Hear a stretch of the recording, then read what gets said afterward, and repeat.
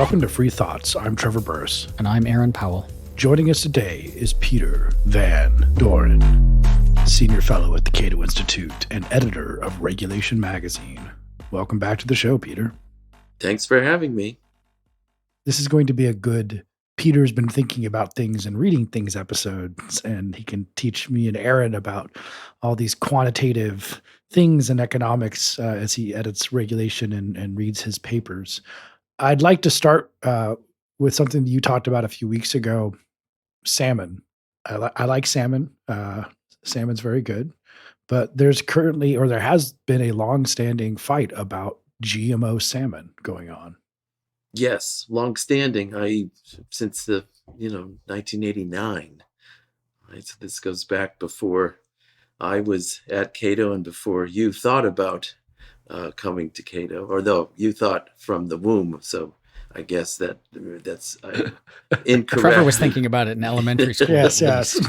So basically, libertarian dilemma, which is, what do you do when the population is very suspicious of genetically modified organisms, even though the best science, and we can talk about what we mean by that, but then it's like COVID, right? So science, and we've had discussions of science. So so if libertarians are into letting people do what they want, it turns out they don't want GMO salmon. And the political process basically reflects those views. And the minority of geeks and others that think that GMO salmon would provide high quality, low cost protein to a needy population and the planet, well, those people might as well,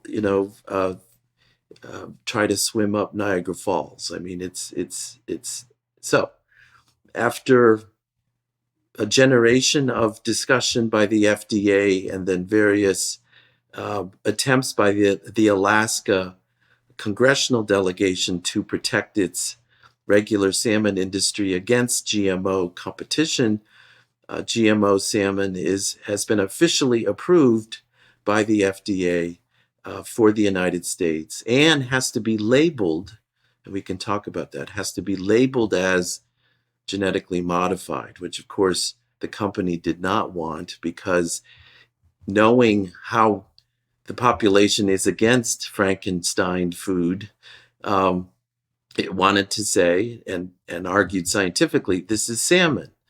And it's not different than native salmon. It's just salmon that grows faster.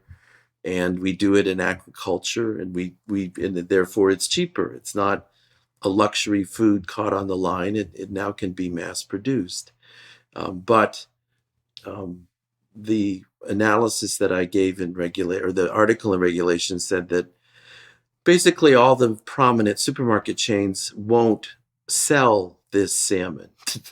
So as libertarians, we have to respect the fact that they are reflecting vast consumer sentiment against this. And yet the science part of us is kind of saying, oh, okay, this can't be right? Can't we do something so that people's whose misguided preferences are driving this process can't be dealt with somehow through the state? Well, then you see what I'm saying? So I've spun my head around this, trying to figure out a way out. And as best I can tell, there isn't, to be consistent with our views, which is we respect people's views, but what do we do if everyone's view is crazy? And this is, so I'd actually like to hear what you folks think about this, or whether there's a way out that I haven't thought about. Isn't prices the way out of this? So if you've got a new product, a novel product, I mean, it's not that novel, but it's novel to most people, and they're a little bit worried about the risks. And so they would rather spend their money on what they see as comparatively risk-free, non-GMO salmon that's had, the full normal salmon lifespan or whatever.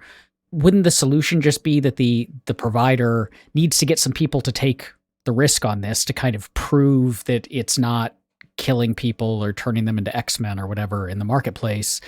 And so you just lower the price this alternative salmon until it hits a point where people are willing to take the risk. And then presumably when they don't all die, then you can raise the price back up again, because now there is, not kind of eggheads writing papers evidence, but like my neighbor ate this stuff and seems to be fine evidence. Yes, that's the normal economic answer. I'll throw in one stylized fact that I haven't talked about yet, which is most of the salmon we see at Whole Foods or anywhere is not wild caught, right? It's not caught by those Alaska fishermen that were being defended by the Alaska congressional delegation. Instead, the competitor for this GMO salmon is aquaculture salmon grown in ocean pens, rather than this GMO salmon would be grown in pens on land, totally inland in Indiana, right? Just with salt water.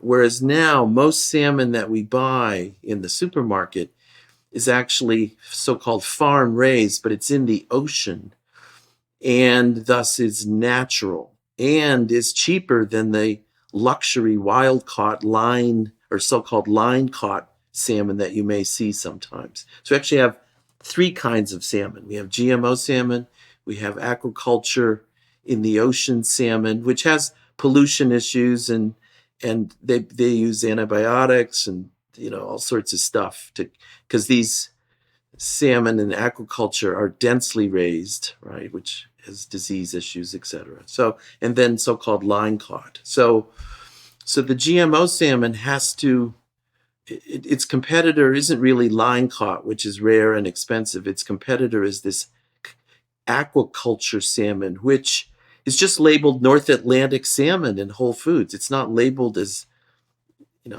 again, not sure how much consumers, I don't know focus group evidence enough to know how much people focus on the line caught versus the name North Atlantic. I think they say farmed salmon. You can see like that is part of the labeling, and that seems to matter to some people. But this whole question about the labeling is interesting because, as you said, the GMO company did not want to be labeled GMO because it's just saying, just like we did with cows, we make them grow faster and bigger than they would be otherwise, and we don't label this beef to be GMO beef, at least not always. So how do we feel about the labeling issue? Because sometimes the label could actually hurt the company if it is, not a relevant fact that the consumer needs to know in order to make a good purchase. Or I guess we just kind of don't care, though, because if someone doesn't want to eat GMO, then that's sufficient, correct? Well, but let me just ask quickly on the cattle thing. Is it the case that the cattle that grows faster and meatier and so on is GMO that we're eating, or is it that it's been given hormones, which is not quite the same thing?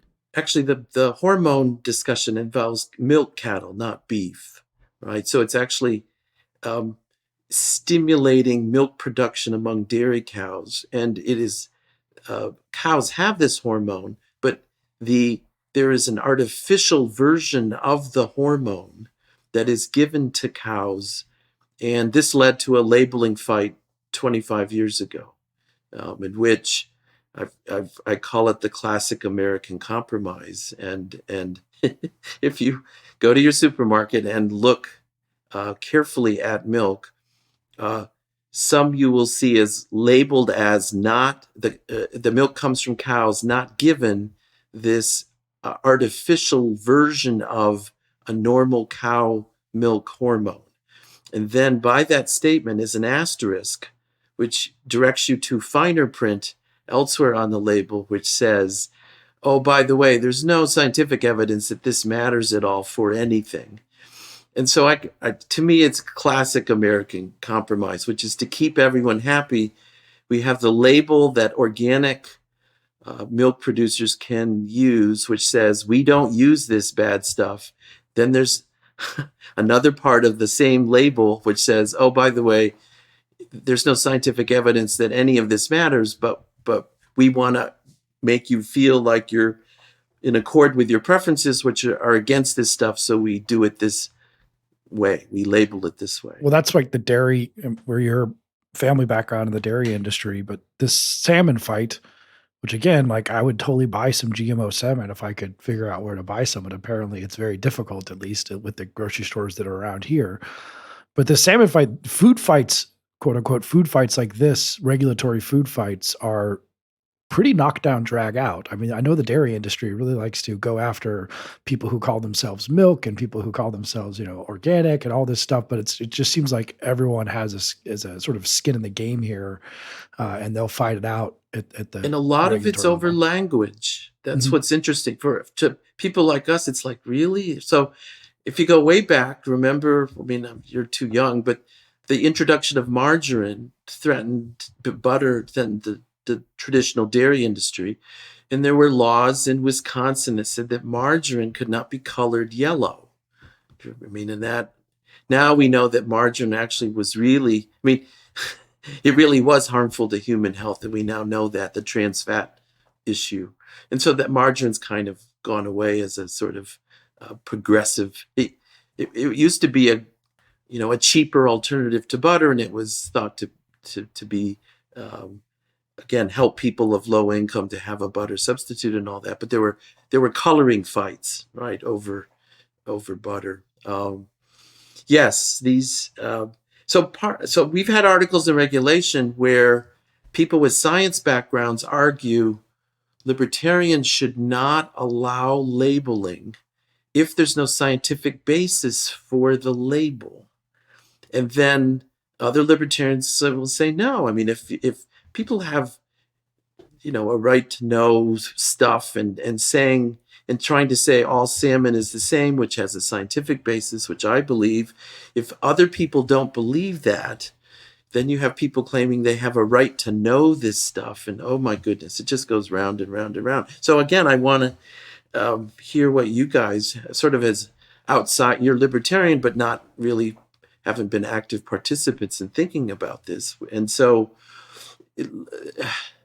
libertarians, we always say that, if we just got the government out of the way, everything would work. And it's like, well, this one, so who decides how things are labeled? Should we just have what economists call a separating equilibrium, in which there's literally a food fight where we just have label fights, and they go, well, you can't label it that way, or it's really not milk, it is milk. Or well, it's this old question of ex ante, ex post to some extent. In pre-FDA, pre-modern regulatory food inspection regimes, it would have been illegal at common law to sell something that you said was beef that was not in fact beef. And you would develop that law. I mean, now you could get into the nuances of, what if it is a hormone, infused cow, or if it's GMO salmon, can we call it that? But I feel like doing it with the public good in mind and say, do people actually care about this, or is it just regulatory capture that's creating this problem? So how would you think that a tort would work? Go back again. There's no regulation. There's just tort. Is labeling salmon as salmon that is GMO salmon, and we know that, but in fact the label doesn't say that. Is that mislabeled? Could someone bring in your view, a common lawsuit? Well, there is that said mislabeling and win. Well, it's like a fraud type of suit. Now, the question again, I think, is what a judge would do that in a common law situation is to kind of focus on damages and whether or not the consumer, really has an actionable claim because it didn't say GMO salmon on them.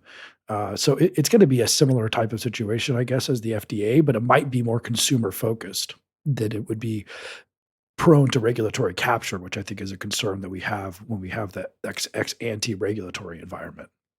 Well, that brings me to my general thought about this, which is this kind of food fight where you have new foods and you have consumer sentiments and you have competing producers and you have a regulatory regime, is that this seems like a perfect bootleggers and Baptist storm, in that you have, obviously you have the producers who want to corner the market and prevent competition, whether that's, higher quality competition or cheaper competition or whatever.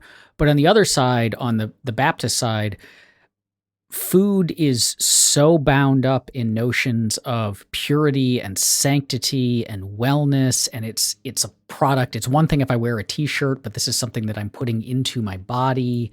And all of the great religions have all sorts of weird rules about food because people get weird about this kind of stuff. And so the labeling, it's not just about informing, but the very fact that you call this something different than what people are used to weirds people out. And like, am I really gonna, what is this thing I'm putting into my body? And that gives, so then you can have these kind of panics about, are GMOs really dangerous or not? Or are they the kind of things that we should be eating? And the government can have an interest in that, either driven from a sense of the common good and wanting to protect people, or from, just my constituents are scared about this thing, I should do something, whether they're right or not. But then you have all of these hooks then for the food industry and the legacy producers to, they know that even if it's not dangerous, putting a label saying this is different can be enough to turn people off because of the odd nature of food. And so this seems like it would be hard to set up a stronger example of all of these different actors with understandable sometimes and corrupt or nefarious other times motives playing off of each other. Correct. Yeah, I think that's well put. And like I said, but go back to Trevor's. So a basic thing like, is salmon, or what is salmon? And I know there's a fight now in the milk industry that the oat milk and the almond milk, the dairy industry does not want those products to have the word milk in, right? They want it. These are weird plant-based things, and this isn't consistent with American heritage, right? Kind of thing. And so this, the fight over language. So what is milk, right? Can plant-based milk alternatives use the word milk? Well, yeah, this is not new. This isn't new. This was going on when you were growing up too, not just with margarine, with everything. Yeah. Are there three kinds? Technically, there are three kinds of salmon. There's line caught, there's aquaculture, and then there's the new GMO stuff. So should they all just be called salmon? Or, again, as libertarians, should we say, let them have at it and they can call it whatever they want and we'll see what happens? I mean, is it right? And I think I prefer that to the regulatory capture aspect to it, because the dairy industry in particular, no offense to your family, Peter, but no, if they were self-respectable, I mean, they kind of just use the government as, mafiosos who come to your house and with a pipe and say, hey, would be a shame to have something happen to your dairy industry. For example, 1922, the Filled Milk Act of 1922 or 23, filled milk was basically taking skim milk, which at that time was trash. It was not very common to drink skim milk, and then cutting it with usually some sort of extra fat, often like fish fat. And it was cheaper for poor people, and it was cannable. You didn't have to have an ice box, a refrigeration to keep it. It's sort of like evaporated milk today. And they they went to Congress and they said, this is disrupting a vital national industry, the dairy industry. And one of the things it resulted in is a Supreme Court case called Caroline Products, where they tried to sue on this question with famous footnote 4. But yeah, the dairy industry has just long, you have the milk fund. They're just long, sort of needed government regulation, or at least don't know how to live without it. And they send the government after you if they don't like what you're doing. Well, my great uncle introduced pasteurized milk testing into northern New York. So he was very proud of that scientific achievement. But yes, the dairy industries, they're always against government except for them. And it's William Proxmire, you remember the senator from Wisconsin, always had the Golden Fleece Awards back when I was young. And he never once had a Golden Fleece Award for the dairy industry because that was what Wisconsin was all about, and lots of upstate New York as well. So, how much do the regulations that would affect grocery stores factor into this? Because if if part of the problem is that the existing grocery stores are not willing to sell this stuff, the incumbents are not willing to sell this stuff, but new entrants might be willing to, especially if they think that they can brand as like, we are the future of food. Just like, there's the astronaut ice cream you could buy at museum gift shops, and you bought it because it was weird. Like maybe there's a market for weird salmon. But are there regulatory barriers to new entrants into the grocery market?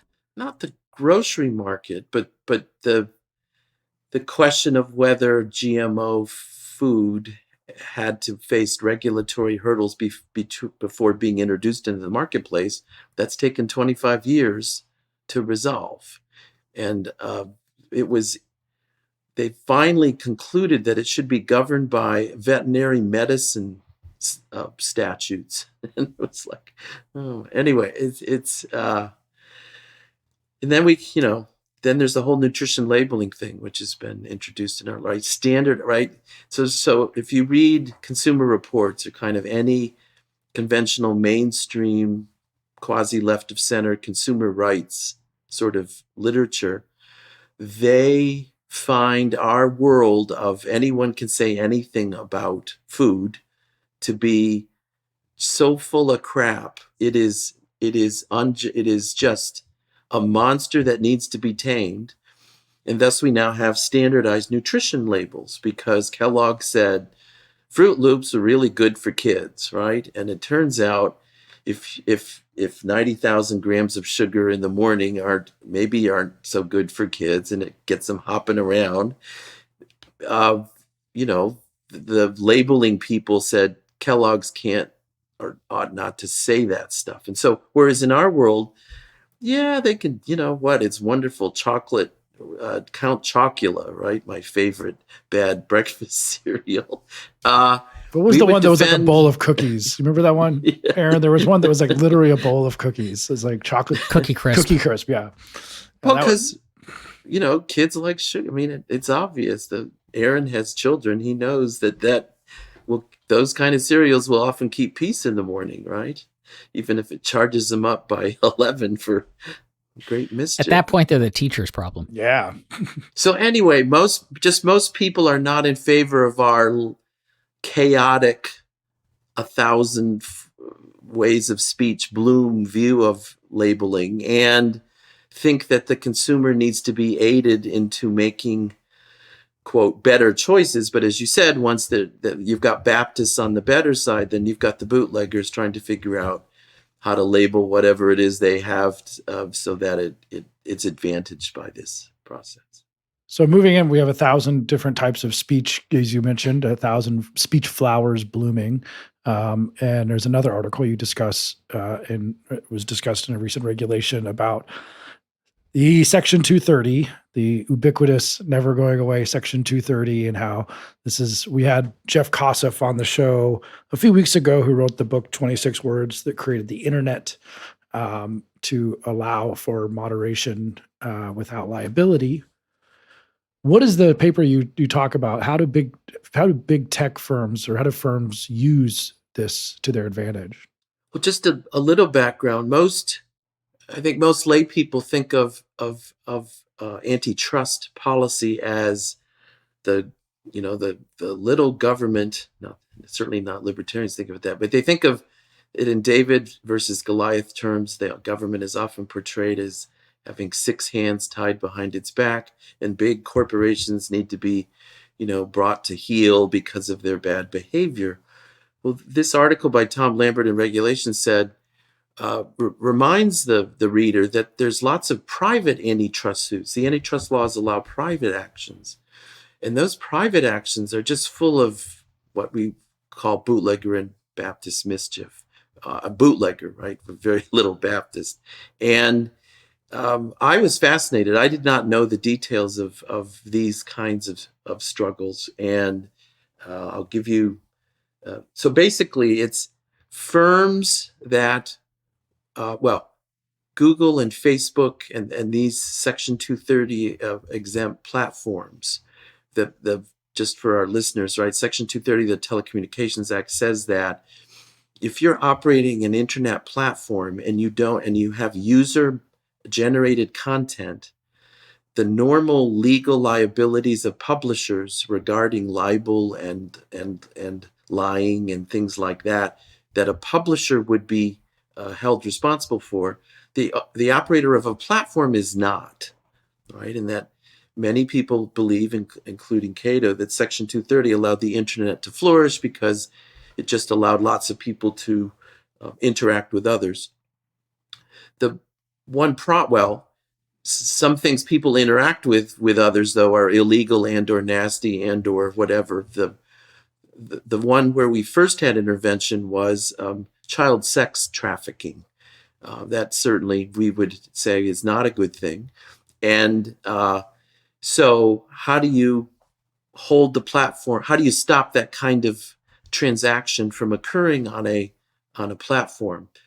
Well, Oracle and IBM lobbied extensively for that modification to Section 230, which in fact was the first. It did come into law in I think 2017, 2018.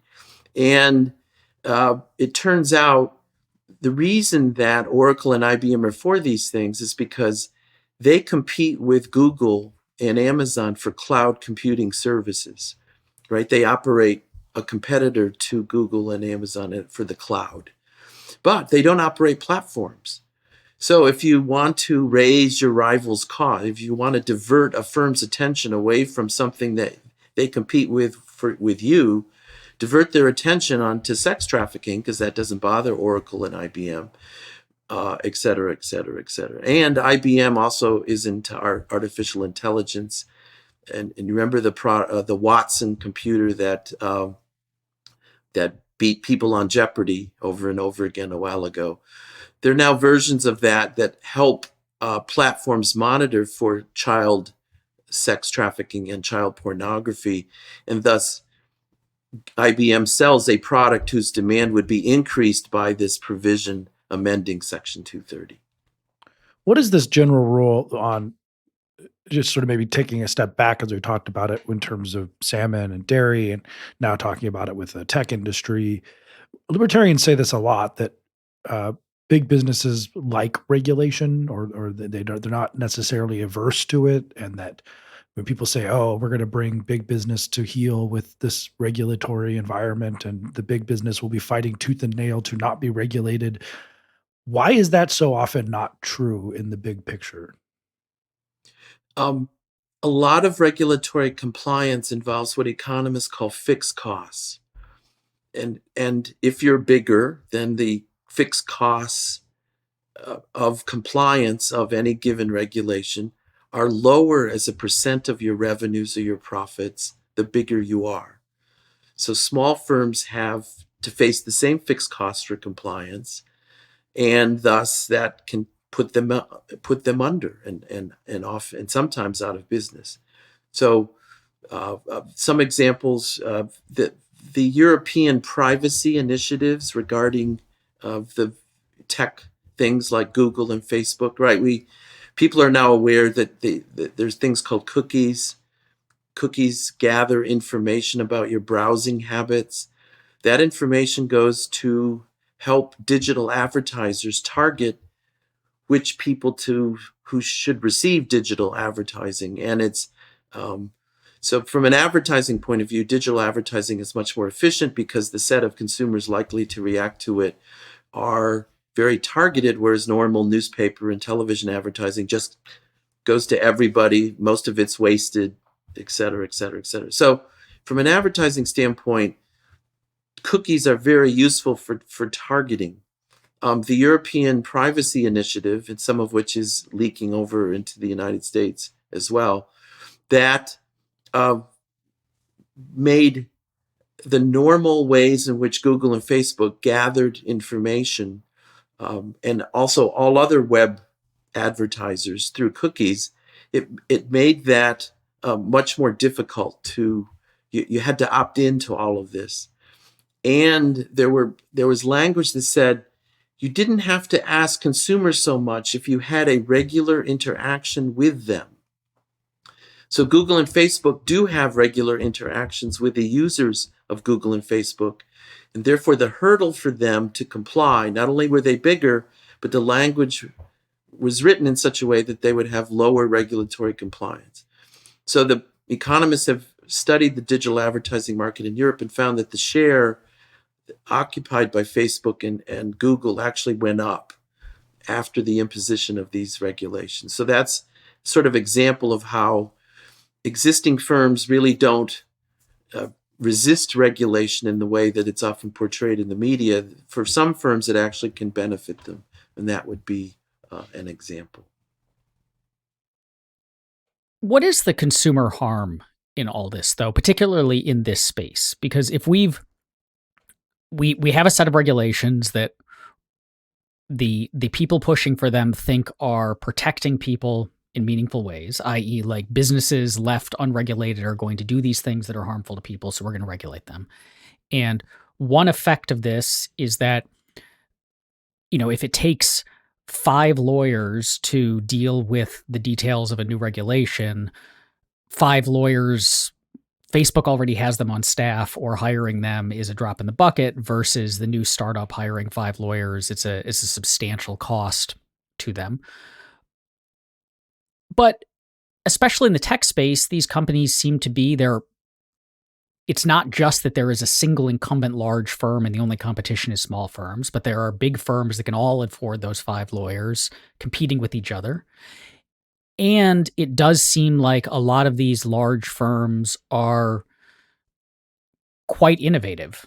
Facebook and Apple and Google are always putting on these big presentations of, look at this cool new stuff we're working on that's groundbreaking, and we're changing everything we're doing, to the point of, Facebook changing its entire name and corporate branding because it wants to pivot into something radically new. So is this a problem? Should we either, as libertarians or just generally people who care about a well-functioning market and consumers in that market, care much about this? Well, I've gone back and forth on this in my own head. A year ago, I had a conversation with our colleague Matt Feeney, in which I said, after thinking about this, I said, the market of internet services that are provided for free are not market goods, right? So we should not talk about the market for social media services or whatever, but there is a market for advertising. So then I said to Matt, in a kind of flip way, I said, well, who the F cares about what are we going to have antitrust cases over whether the advertising market is more or less efficient? I said, is that where this is headed? And it turns out, yes. And I was flip and I kind of dismissed it. But now the more I've read, the more I realized efficient advertising reduces entry barriers for other businesses to sell stuff. And so the New York Times, to its credit, has actually interviewed a bunch of small businesses in which it's sort of a kind of a discontinuity experiment in which Facebook and Google changed some of their privacy settings, not because of any of the regulatory things we're talking about, but just because it turns out American users have been hepped up about this because of the European rules. So lots of Americans on their own now worry about privacy. Subtle changes in the way Google and Facebook have dealt with defaults in their interaction with users have led to the Times easily found small businesses whose sales dropped dramatically because the advertising for those firms was no longer easily available because of the lack of cookies that those small firms used in the targeting of their advertising. I said, well, okay, so it's that kind of, that's why it might matter, which is the entry of small sellers that use targeted digital advertising to sell very niche products to, consumers, that appears to have been impeded or may be impeded by these kinds of privacy initiatives. Yeah, that seems pretty big effect, because I see people all the time Etsy, or you create a little bit of a bigger business making some very, as you said, niche product. And the only specialization is limited by the extent of the market, as we know. But so if you make um, I had a friend who used to make guitars out of turtle shells, for example, not endangered turtle shells or anything, but like it's a very niche market. So his targeted advertising would have been great, but if he gets hamstrung on that, it'd be very hard to start that business because there might be 37 people in the world who want to buy one of these, but he needs to talk to all 37 of those people to make his business go. Because I mean, these kinds of small businesses have flourished only in the largest urban settings traditionally before the internet. In other words, there's a weird store selling something in Manhattan, right? That's why cities exist, because once the population gets large enough, you can have one of these sellers to serve 10 million people. What the internet does is allow all sorts of merchants that aren't in urban areas to have internet traffic for similarly, narrow or weird goods of the sort that you're describing. And as best I can tell, there's some evidence that privacy concerns and then the change in targeted advertising, or at least the increase in the expense of targeted advertising, inhibits entry of those kinds of firms outside of large cities that depend on in the old traditional foot traffic kind of way. And they could use mail order. I mean, again, we had Montgomery Ward and Sears that had catalogs, and I mean, the internet is just a way to update. And from my country upbringing, it's just like it's just mail order updated. So it's certainly possible to have mail order, but the traditional postal system and its costs are much, much higher than sending things electronically, where the cost approaches zero. When you mentioned that, Europe changes the rules to block a certain kind of targeted advertising, and that upends the market, prevents easier entry for new people, and so on, my immediate thought was, so I just did some quick Googling, and this number sounds roughly right, that Apple owns 53% of the smartphone market, which means that an extraordinary number of people who are accessing anything that has ads in it online are doing it through their iPhone. And Apple recently changed the way that the operating system that runs the iPhone handles essentially third-party tracking, and changed the rules of, you want to get in Apple's App Store to block the main one was the little tracking cookies that are when someone sends you a marketing email, there's a little piece of code in there that lets them know I've sent X number of them and Y number of people have opened it and Z number of people have clicked links and so on. And Apple has blocked a lot of that. So they've kind of blown up that marketing industry. And Apple's not a state, they're not Europe, but if they control 53% of the market for, like, they have that influence, they basically have a regulatory power over 53% of the market for advertising on smartphones. Does that mean that we should also be concerned about Apple kind of pulling the rug out in the same way that we would be concerned about Europe doing it? Well, as always, Aaron is very good eventually in our episodes at making Ralph Nader arguments, and then we have threatened to tell the Cato authorities about this. But and anyway, I mean, the reason Ralph Nader isn't totally crazy is because Aaron. I mean, that's why, right? Which is when large firms can be large enough to engage in mischief. And that's why the American people every now and then go back to an ancient statute and worry about antitrust. I mean, it's so I've said before, I think in our discussions, at least in the hallway, if not on these podcasts, that in theory, libertarians maybe should be for antitrust, because a lot of our beliefs hinge on there being choice, which hinges on there being enough competition. So can we think of settings in which there's not enough competition and maybe we should do something about it? Now, if Jeff Myron were here, he would slap me in the face and say, Peter, we believe, and again, but this is empirical, this isn't theory, which is most settings in which there's corporate power, there's some sort of government regulation behind it, which in effect restricts entry in some way and doesn't allow the the choice that Aaron was describing. In terms of smartphone entry and smartphone use, Apple has a good product and people use the iPhone, and there's fringe competition from the Android, right? The Google system competitors that are much, much, much, much cheaper. And so the question is whether that competition is enough, right? And that's an empirical, it's in the end a judgment call. And I can't quote any, even though you say I read a lot of papers, and I do, but I haven't seen a paper that deals directly with your question in a way. But I think there will be papers on that question because Apple is, libertarians don't know how to, right? Do we declare it to be powerful or not? Is that a word where Aaron was hinting? I bet they feel pretty powerless, would be my guess. This is the thing.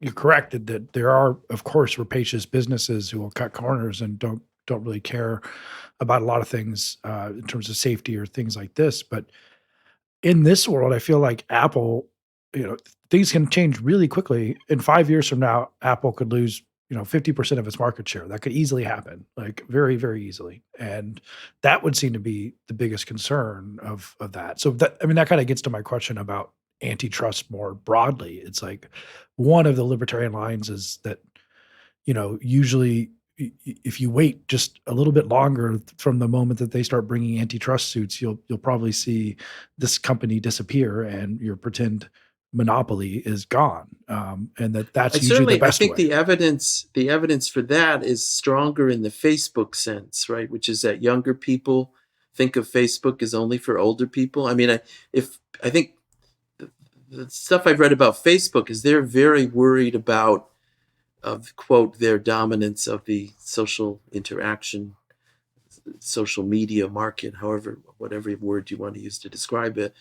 On the Apple side, Apple's been pricing itself very high for a long, right? For when was the iPhone? 05, 06? Are we now? I think it was 08, right? 15? I think it was 08. Okay, 08. So we're in year, 13. And Aaron gave us a number. And so the kind of Android low price competition has nibbled away, what, half of what it started out with, which is 100%. And I don't know enough. Do you know enough about the trends to know what's going on? Is that enough competition? Well, Apple never had 100% of the market that's been whittled down. They came into a market that had Nokia and others, and there were smartphones at the time that Apple entered the market, and they happened to make one that got a large share because it was, worlds better than the other smartphones, and they took market share away from a lot of the incumbents.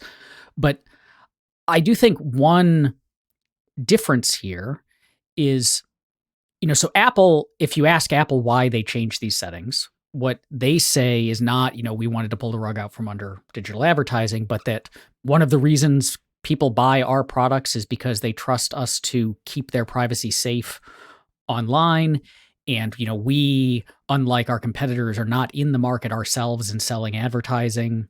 And so we want to protect you from having your data vacuumed up and people tracking you and so on. And so we've changed this for the regard of our consumer. And that sounds a lot like the reasons that, say, Europe passes the laws limiting this stuff, like Apple's, kind of coming to the same sort of conclusion, but because they control the platform, they don't need to put it to a vote, and they can just make the change. Whoever updates iOS gets, is now in this new pseudo-regulatory regime.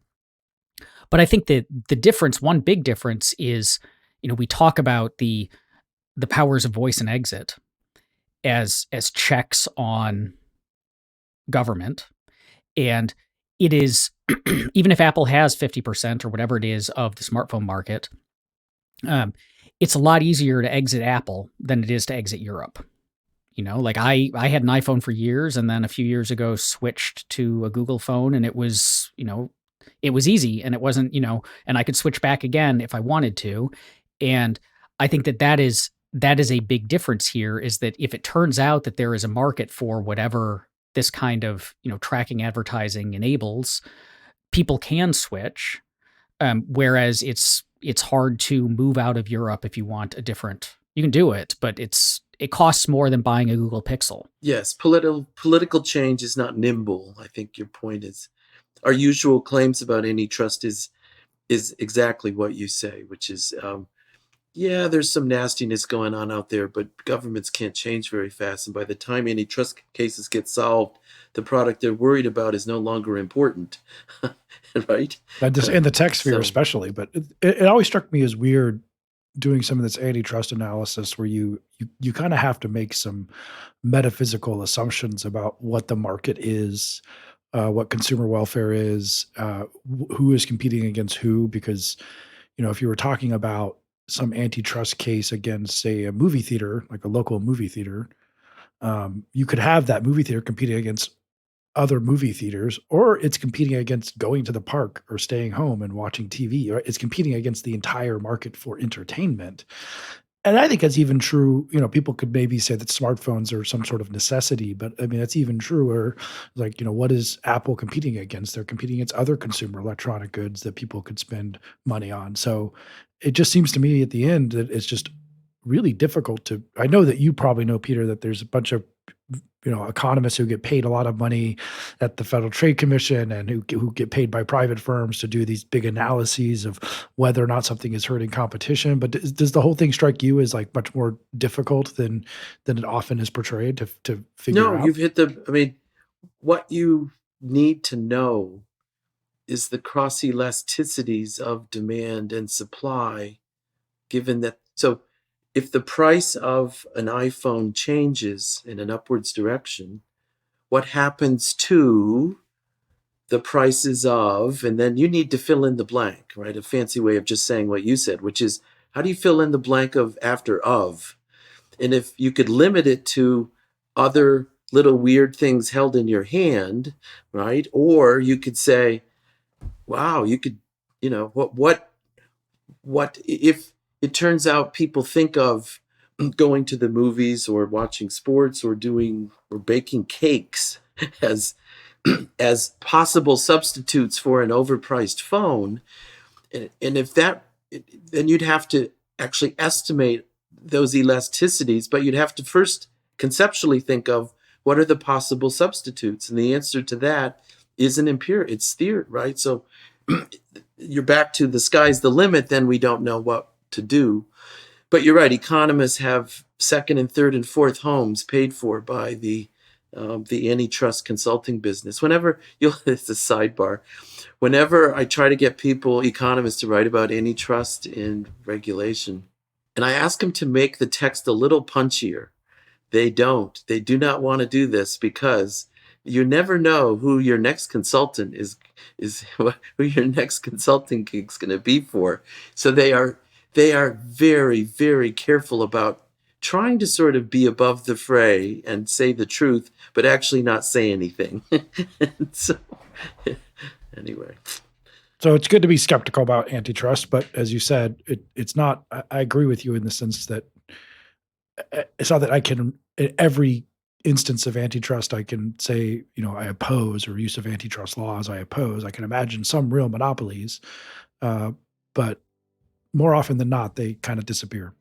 Problem is, people, they may not.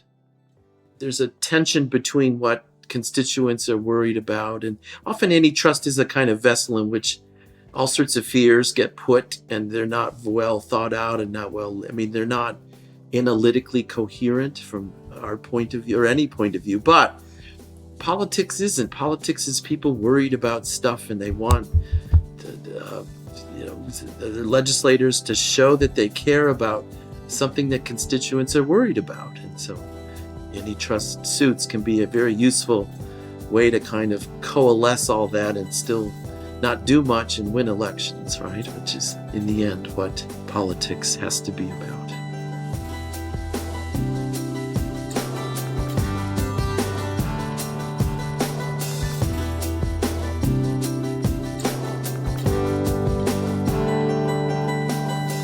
Thanks for listening.